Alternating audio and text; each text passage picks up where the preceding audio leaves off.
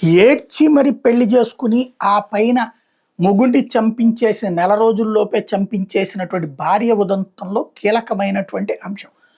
అన్ని మీడియాలు, అన్ని పేపర్లు, అన్ని టీవీలో కూడా ఆ అమ్మాయి పేరు రాస్తున్నాయి, చచ్చిపోయిన అబ్బాయి పేరు రాస్తున్నాయి. కానీ ఎవరో ఒక బ్యాంకు ఉద్యోగితో సంబంధం పెట్టుకుని అతని చేతన డబ్బులు ఇప్పించి అతని కోసం ఈ ఘాతుకానికి పాల్పడిందని రాసుకొచ్చారు తప్పించి బ్యాంక్ పేరు కూడా రాసుకొచ్చారు, కానీ అతని పేరు రాయలేదు. అది కొంతమంది సోషల్ మీడియాలో ట్రోల్ చేస్తున్నారు. అతని పేరు రాయడానికి మీకేంటి నొప్పా, తెలియదా, భయమా అని. అయితే అతని పేరు తిరుమలరావు అన్నటువంటి విషయం ఇప్పుడు తాజాగా బయటకు వచ్చింది. ఓవరాల్గా ఇందులో షాకింగ్ నిజాలే వచ్చినాయి. తన పెళ్లికి ముందు బ్యాంకు ఉద్యోగితో ప్రేమాయణం నడిపింది, కానీ మరొకరితో వివాహానికి సిద్ధమైంది. అంతలోని పెళ్లిని రద్దు చేయించింది. మళ్ళీ తిరిగి వచ్చి పెళ్లిపేటలకు ఎక్కింది.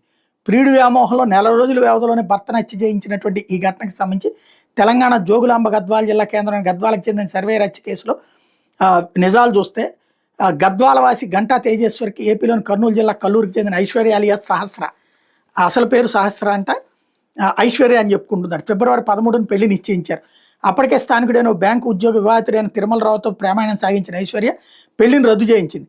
ఐశ్వర్యనే భారీగా ఊహించుకున్నటువంటి తేజేశ్వర్ పెళ్లి రద్దు కావడంతో మనోవేదనకు గురయ్యాడు. అనూహ్యంగా మే నెలలో తేజేశ్వరికి ఫోన్ చేసిన ఐశ్వర్య తన తల్లి సుజాత కట్టకానుకలు ఇచ్చుకోలేదని, అందుకే పెళ్లి రద్దు చేసుకున్నానని నమ్మించింది. ఇదంతా నమ్మిన తేజేశ్వర్ ఎలాంటి కానుకలు లేకుండా మే 18న బీచ్పల్లి ఆంజనేయ స్వామి ఆలయంలో ఆమెను వివాహం చేసుకున్నాడు. తేజేశ్వర్తో ఐశ్వర్య పెళ్లి నిర్ణయం తిరుమలరావుకి నచ్చలేదు. ఆమెను తన ఇంటికి తీసుకెళ్లాడు అన్నది సమాచారం. అయితే అతని కుటుంబంలో ఘర్షణలు తలెత్తడంతో అక్కడ ఉండటం వీలు కాదని ఐశ్వర్య తేజేశ్వర్ని పెళ్లి చేసుకునేందుకు నిర్ణయించుకుంది. పెళ్ళైన తర్వాత కర్నూలులోనే కాపురం పెట్టాలని, ప్రియుడిని ఎప్పట్లాగానే కలుసుకోవాలని కుట్రపడింది. అయితే తేజేశ్వర్ గద్వాల్లోనే కాపురం ఉండటంతో ప్రియుడిని కలుసుకోవడం వీలు కాలేదు.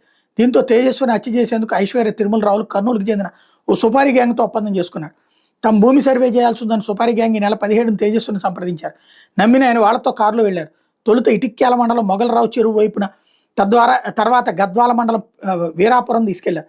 అక్కడే కృష్ణస్వామి ఆలయం సమీపంలో కారులోనే మారణాయుధాలతో చంపినట్టు సమాచారం. అక్కడ నుండి ఎర్రవేలి మీదుగా గుర్రంగడ్డ వద్ద జాతీయ రహదారిలో యూటర్న్ తీసుకుని కృష్ణానదిలో ఆయుధాలను, తేజేశ్వర్కి సంబంధించిన ల్యాప్టాప్, సెల్ ఫోన్లను పడేశారు. ఆ తర్వాత అలంపూర్ మండలం బైరాపురం మీదుగా పంచలింగాలకు చేరుకున్నారు. తిరుమలరావు అక్కడికి చేరుకుని తేజేశ్వర్ మృతిని ధృవీకరించుకుని సుపారీ గ్యాంగ్ కొంత నగదు ఇచ్చినట్టు తెలిసింది.